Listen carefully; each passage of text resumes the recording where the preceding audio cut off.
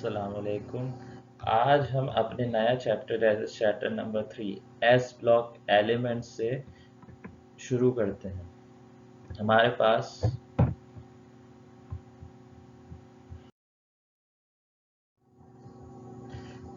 S block elements हमारे पास क्या होते हैं भाई? The elements having their valence electrons in s orbitals are called as the s block elements. These elements consist of group number 1a and 2a. नाम से पता चल रहा है s ब्लॉक एलिमेंट्स, इनकी इलेक्ट्रॉनिक कन्फिग्रेशन जो s ऑर्बिटल पे खत्म होगी, तो ऐसे एलिमेंट्स को हमने रखा है किसमें भाई? s ब्लॉक में। ठीक है ना भाई। हमारे पास शुरू के जो दो ग्रुप हैं, ऐसे दो ही ग्रुप हैं, group number 1a and group number 2a। अच्छा भाई, हम सबको पता है कि ग्रुप नंबर क्या इंडिकेट करता है? वैलेंसी, है ना, valency of the members of this group. हमारे पास मेंबर्स कौन से? हमारे पास lithium, sodium, potassium, rubidium, caesium. These are the alkali metals, group number 1a। The metal whose oxides and hydroxides are soluble in water are called as alkali metals। हमारे पास reasons पूछा जाता है एग्जाम के अंदर कि हमारे पास अल्कली मेटल को क्यों बोलते हैं। ठीक है ना भाई। क्यों कहते हैं? क्योंकि इनकी ऑक्साइड्स और हाइड्रो ऑक्साइड्स मतलब क्या होती हैं? बेसिस, है ना भाई। तो उनकी ऑक्साइड्स और हाइड्रो ऑक्साइड्स से होंगी वाटर सॉल्युबल होंगी, तो that's why they are called as alkali metals. हमारे पास एलिमेंट्स हैं lithium, sodium, potassium, rubidium, caesium and francium. अच्छा, हम कुछ इस्तेमाल करते हैं सेंटेंसेस जो हमारी ज़बान के होते हैं, हमारी खुद की लैंग्वेज के होते हैं, जिससे हमें चीज़ें याद करने में आसानी होती है। उनको हम कहते हैं क्या? निमोनिक्स। अच्छा, निमोनिक जो है इस ग्रुप के लिए, वो हम कह रहे होते हैं कि हमारे पास निमोनिक हमने याद करने के लिए बचपन से क्या पढ़ रहे होते हैं, उसमें लीना की रब से फरियाद ना। मतलब क्या है, हम एक सेंटेंस बनाया हुआ होता है जो कि हमारे लिए इजी होता है किसी भी कोई कॉम्प्लिकेटेड सीक्वेंस को मेमोराइज करने के लिए, याद करने के लिए। तो हम बोलते हैं लड़की है लीना, उसकी रब से फरियाद है कि उसके अच्छे मार्क्स मिले। तो Reena lithium, sodium, potassium, rubidium, caesium, French. ठीक है ना भाई। अच्छा, then we have alkaline earth metals, group number 2a. These metals have their oxides in their earth crust and they are also soluble in water and produce alkaline solution are called as alkaline earth metals. Alkali metals की तरह ये भी water soluble basis बनाते हैं। ठीक है ना। इसके साथ साथ ये अर्थ क्रस्ट में इनकी जो कंसंट्रेशन है वो बहुत हाई होती है, मैग्नीशियम, कैल्शियम की। तो इसलिए इनका नाम क्या पड़ा? Alkaline earth metals. इनके एलिमेंट्स कौन से? Beryllium, magnesium, calcium, strontium, barium and radium. ठीक है ना। जिसका निमोनिक है वो बेटा मांगे कास कूटा बाप राजी। ये हमने इसका एक निमोनिक बनाया हुआ होता है जिससे हमें आसानी हो एलिमेंट्स को याद करने में। अगर हम देखें हमारे जो ग्रुप के अंदर, जो ग्रुप नंबर 1a 2 हैं, और ये हमारे पास जो एलिमेंट्स हैं और the periodic table, they have a diagonal relationship. Although हमारे पास ये ग्रुप के एक मेंबर्स तो आपस में बहुत सिमिलैरिटीज रखते ही रखते हैं, लेकिन they have a diagonal relationship. Diagonal मतलब, डायगोनल हम कहते हैं तो not in on a straight part, Sidhi part नहीं, टेढ़े को हम डायगोनल कह रहे होते हैं। Some elements of second represents a similar behavior to elements of third group, then this type of relationship is called as a diagonal relationship। बस lithium magnesium से कुछ प्रॉपर्टी सेम रख रहा होता है, बेरिलियम एल्यूमिनियम से, बोरॉन सिलिकॉन से। ये जो एक हमारे पास बनता है, एक ग्रुप के तो एलिमेंट्स जो हैं वो तो सब के सब जो हैं हमारे पास सिमिलैरिटीज रखते हैं कुछ, और कुछ डिफरेंसेस रखते हैं, कुछ बहुत कम, और ज़्यादातर सिमिलैरिटीज रखते हैं।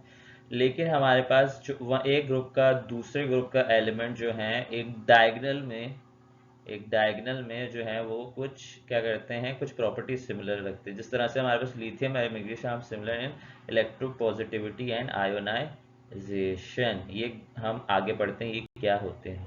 ठीक है। Then we have group trends. Group trends है हमारे पास चैप्टर नंबर 3 और चैप्टर नंबर 4 में ग्रुप ट्रेंड्स है, तो हम उनको कलेक्टिवली साथ में पढ़ रहे हैं। ठीक है ना। तो ग्रुप ट्रेंड्स हमारे पास ग्रुप के अंदर हमारे पास केमिकल प्रॉपर्टीज और फिजिकल प्रॉपर्टीज जो हैं हम देखते हैं कि किस तरह से वो हमारे पास एक ग्रुप में ट्रेंड करती हैं, एक ग्रुप में हमें नजर आ रही होती हैं। ठीक है ना। तो हमारे पास सबसे पहली की है electronegativity. Electronegativity the relative tendency of an atom to attract a shared pair of electron towards itself. हमारे पास हम क्या कह रहे थे इलेक्ट्रोनेगेटिविटी को, the relative tendency of an atom to attract a shared pair of electron towards itself. हमारे पास हम एग्जांपल देख लेते हैं HCl की। आप लोगों ने फर्स्ट ईयर में भी ये पढ़ा हुआ होगा। तो इसके अंदर हमारे पास HCl अगर हम एग्जांपल देखें तो HCl हमारे पास सिंगल कोवलेंट बॉन्ड बना रहे होते हैं और इनके बीच में क्या होती है शेयर पेयर होना। शेयर पेयर जो होता है वो बरा उसको जो है रोटेट करना चाहिए, रिवॉल्व करना चाहिए बराबर। हाइड्रोजन और क्लोरीन के इक्वल इसको स्पिन देनी चाहिए, इक्वल इसको रोटेट करना चाहिए, रिवॉल्व करना चाहिए। बट ऐसा नहीं होता। क्लोरीन जो होता है इस शेयर्ड पेयर ऑफ इलेक्ट्रॉन को अपनी तरफ ज्यादा खींचता है। तो मतलब ये क्लोरीन के साथ ज्यादा रिवॉल्व करेगी और हाइड्रोजन के साथ लेस नंबर ऑफ टाइम उसके साथ रिवॉल्व करेगी। तो नतीजा क्या होगा, हमारे पास क्लोरीन के ऊपर पार्शियल नेगेटिव आ जाता है और पार्शियल पॉजिटिव हाइड्रोजन के ऊपर आ जाता है। This is the electronegativity. हमारे पास इलेक्ट्रोनेगेटिविटी के जो मेजर्स होते हैं वो पॉलिंग्स इलेक्ट्रोनेगेटिव टेबल हमारे पास हैं, जिसकी वजह से हम जो है इलेक्ट्रोनेगेटिविटी जो होते हैं वो मेजर करते हैं। तो हमारे पास कोई कोई न्यूमेरिक वैल्यूज नहीं होती कि उनका कोई यूनिट हो, ऐसे नहीं होता हमारे पास।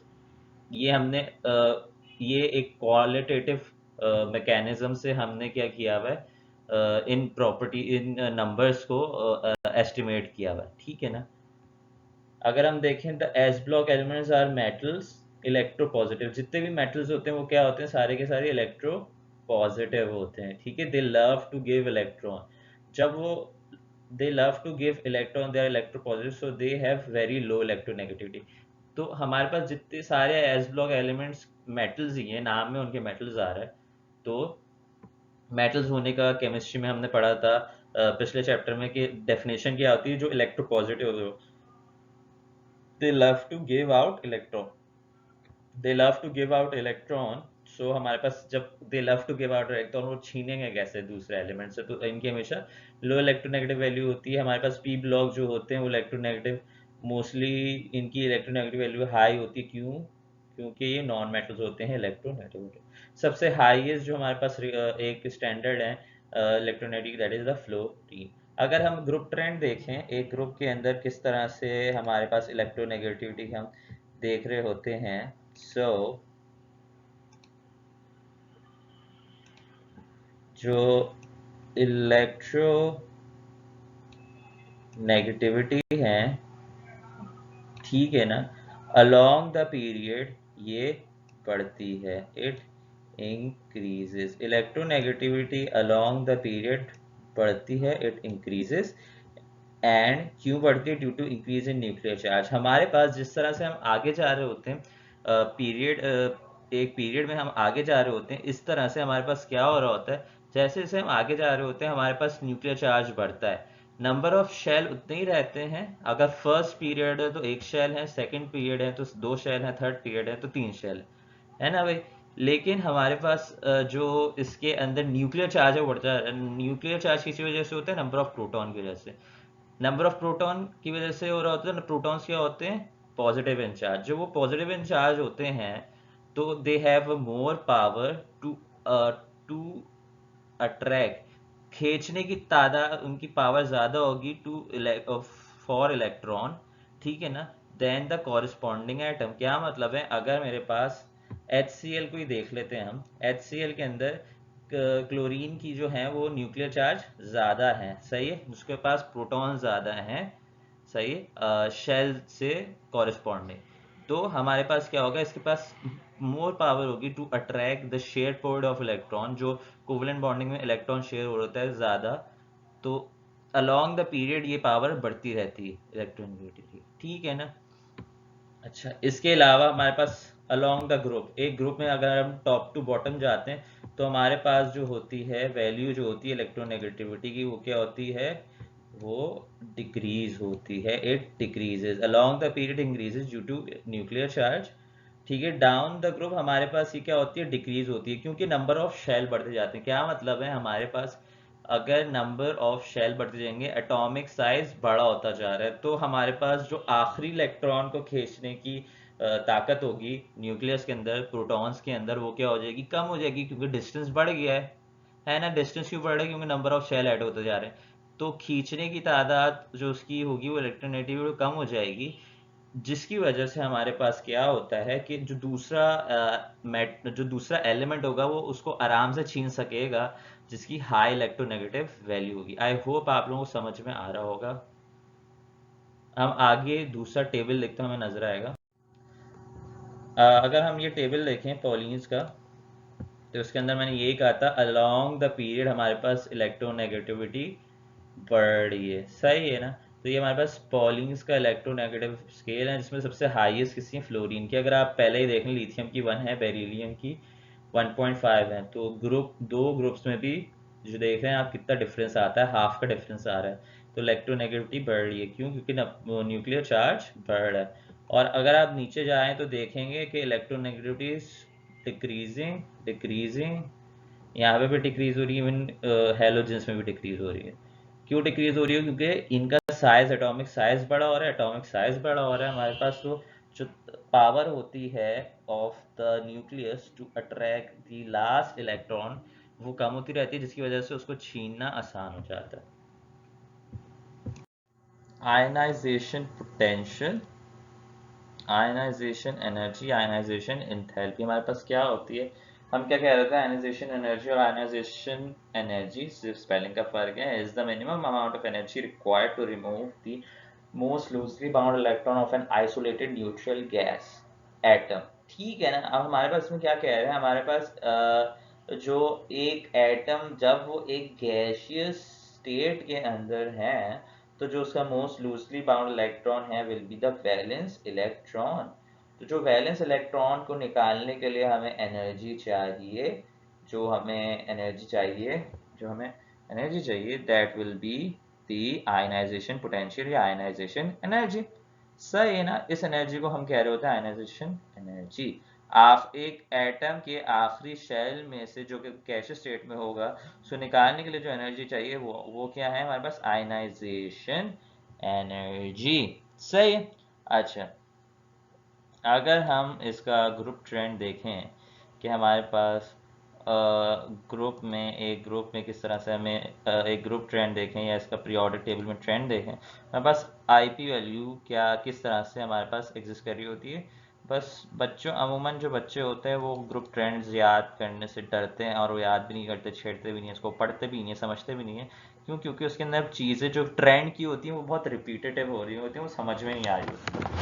तो अगर ये टेबल जो है ये बार बार आप देख रहे होंगे, रिपीट होगा आगे स्लाइड्स में, तो ये अगर आप इसको देख के समझेंगे तो आपको आसानी समझ में आ जाएगा। आईपी वैल्यू जो होती है अलोंग अ पीरियड जो होती है वो क्या करती है, इंक्रीज करती है। जो आईपी वैल्यू होती है अलोंग अ पीरियड वो क्या करती है, इंक्रीज करती है हमारे पास। इंक्रीज क्यों करती है, due to increase in nuclear charge. पहले जैसे हमने कहा एक पीरियड के अंदर हमारे पास जो होते हैं वो बराबर क्या होते हैं, नंबर ऑफ शेल्स होते हैं, हमारे पास बराबर नंबर ऑफ शेल्स होते हैं एक पीरियड के अंदर हमारे पास। ठीक है ना भाई। जब हमारे पास बराबर नंबर ऑफ शेल होते हैं, फॉर एग्जांपल फर्स्ट पीरियड है, सेकंड पीरियड की बात कर लेते हैं। सेकंड पीरियड में हमारे पास लिथियम में भी हमारे पास एक शेल है, और हमारे पास ऑक्सीजन में भी एक शेल, सॉरी, लिथियम में भी दो शेल हैं, ऑक्सीजन में भी दो शेल हैं, क्योंकि सेकंड पीरियड में। लेकिन ऑक्सीजन का न्यूक्लियर चार्ज जो है वो ज़्यादा है ना भाई। जब न्यूक्लियर चार्ज उसका ज़्यादा है, तो जो ताकत होगी न्यूक्लियस की to attract electron towards itself वो बहुत ज़्यादा होगी। उसके पास शेल जो न्यूक्लियर चार्ज है, जो प्रोटॉन के नंबर है वो ज़्यादा है कॉरस्पॉन्डिंग टू द शेल्स। ठीक है। और लिथियम को अगर देखें विद रिस्पेक्ट टू लिथियम उसके ज़्यादा है, तो वो क्या होगा, उसकी जो ताकत होगी वो इलेक्ट्रॉन को अपनी तरफ खींचने की ज़्यादा होगी, जिसकी वजह से आखिरी शेल में होने वाले इलेक्ट्रॉन को निकालने के लिए जो एनर्जी चाहिए होगी वो भी हमें ज़्यादा चाहिए होगी। ठीक है ना। अगर हम ग्रुप में देखें, down the group from top to bottom, हमारे पास जो होती है आईपी वैल्यू जो होती है वो क्या करती है, डिक्रीज करती है, इट डिक्रीजेस। अब ये डिक्रीज क्यों करती है? Due to addition of new shell या लार्ज एटॉमिक साइज। एक ही बात है, नए नए शेल ऐड होंगे तो एटॉमिक साइज बढ़ता जाएगा, या शील्डिंग इफेक्ट। क्या मतलब है, हम देखते हैं। जब हमारे पास शेल की तादाद बढ़ती जाती है, ठीक है ना, तो हमारे पास क्या होता है, जब शेल की तादाद बढ़ती है हमारे पास, तो इलेक्ट्रॉन्स को खींचने की अपनी तरफ, वैलेंस इलेक्ट्रॉन को खींचने की अपनी तरफ न्यूक्लियस की जो कुवत होती है, जो पावर होती है, वो क्या होती है, वो कम हो जाती है। क्यों? क्योंकि बीच में शेल्स के नंबर बढ़ते जाते हैं, तो वो जो उसकी एनर्जी होती है, जो उसकी चार्ज की एनर्जी जो होती है to attract electron towards itself, वो जो होती है वो पहले शेल दूसरे शेल में यूटिलाइज होती है, तो थर्ड शेल तक जाते जाते या आगे के शेल तक जाते जाते वो जो कुवत होती है वो कमज़ोर पड़ जाती है, क्योंकि शेल्स जो हैं वो बढ़ रहे हैं, ठीक है ना।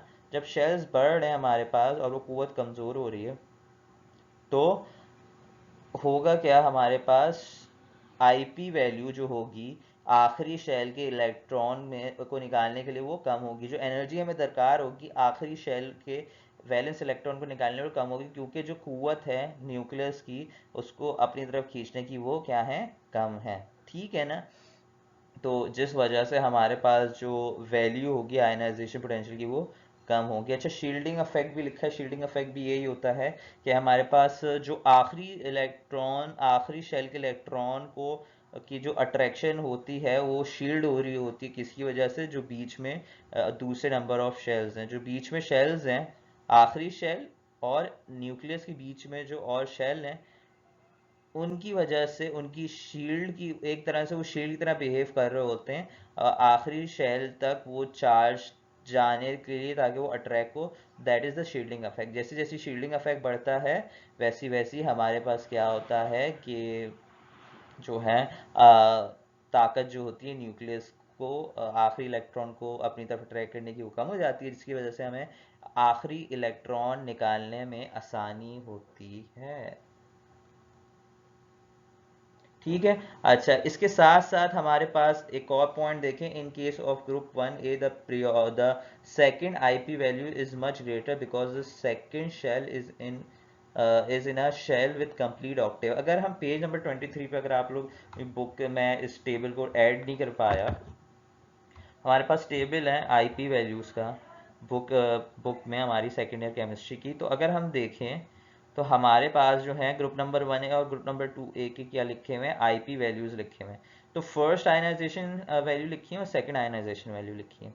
तो अगर हम ग्रुप नंबर 2A की देखें, फर्स्ट आयनाइजेशन सेकेंड आयनाइजेशन में जो है वो डबल हुई है, ज़्यादा फर्क नहीं है, ठीक है ना, सिर्फ डबल हुई है। अगर देखें तो ज़्यादा ही होगी ऑब्वियसली, लेकिन अगर ग्रुप नंबर 1A की आयनाइजेशन पोटेंशियल देखें हम, सेकंड आयनाइजेशन एनर्जी एंथैल्पी, तो वो हमारे पास क्या है, वो अच्छी खासी बढ़ी हुई है। क्यों भाई?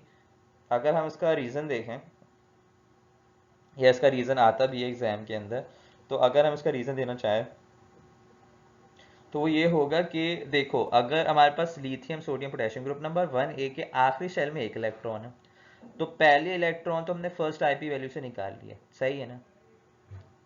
अगर हमें दूसरा इलेक्ट्रॉन निकालना है, उसके वो जो है वो जो उसके पीछे वाला शेल है जिसका कंप्लीट ऑक्टेव है, उसका कंप्लीट ऑक्टेव है, और उसमें से आप इलेक्ट्रॉन निकाल लो, मतलब एटम जो है वो स्टेबल हो गया क्योंकि उसका ऑक्टेव कंप्लीट हो गया।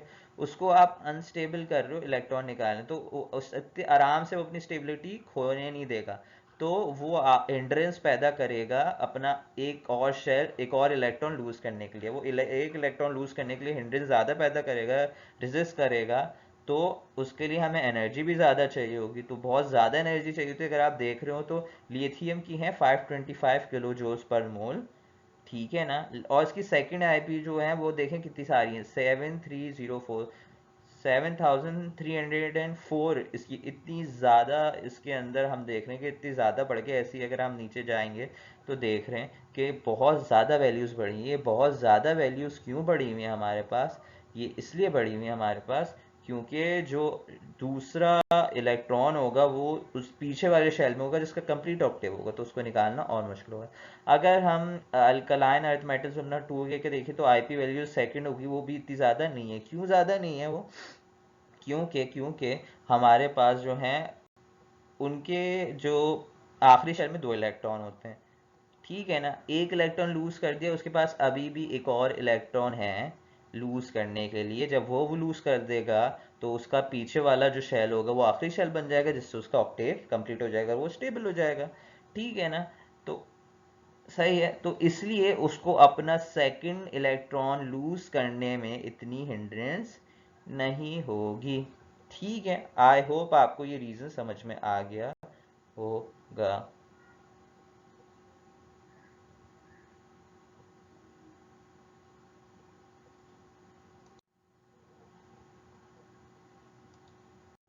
अगर हम देखें वैल्यूज़ तो हमारे पास, हम जैसे जैसे आगे जा रहे हैं तो हमारे पास वैल्यूज़ जो हैं वो इसकी वैल्यूज़ जो है वो ऊपर नीचे करके बढ़ तो रही हैं, कभी बढ़ती है कभी गिरती है, लेकिन अगर हम देखें हैं तो एक एवरेज देखें तो हमारे पास बढ़ रही होती है। अगर हम फिर वो एक और इसकी अलग साइंस है कि एक कभी किसी ग्रुप में बढ़ क्यों रही होती है, किसी ग्रुप में कम क्यों हो रही है, तो वो अलग साइंस है। अब इसको हम सिंपल रखते हैं, तो हम देख रहे होते हैं अलोंग द पीरियड हमारे पास जो होती है आयनाइजेशन पोटेंशियल बढ़ रहा होता है। ये ना सबसे हाईएस्ट हमारे पास नोबल गैसेस का है, क्योंकि ये स्टेबल होती हैं। क्योंकि ये स्टेबल होती हैं, इनके सारे इलेक्ट्रॉन फिल्ड अप होते हैं और इनमें इनको अनस्टेबल करके इलेक्ट्रॉन निकालना बहुत मुश्किल होता है, ठीक है ना। और हम देख रहे होते हैं डाउन द ग्रुप हमारे पास जो है वैल्यू जो है वो कम हो रही है, अलॉन्ग द पीरियड हमारे पास इंक्रीज हो रही है।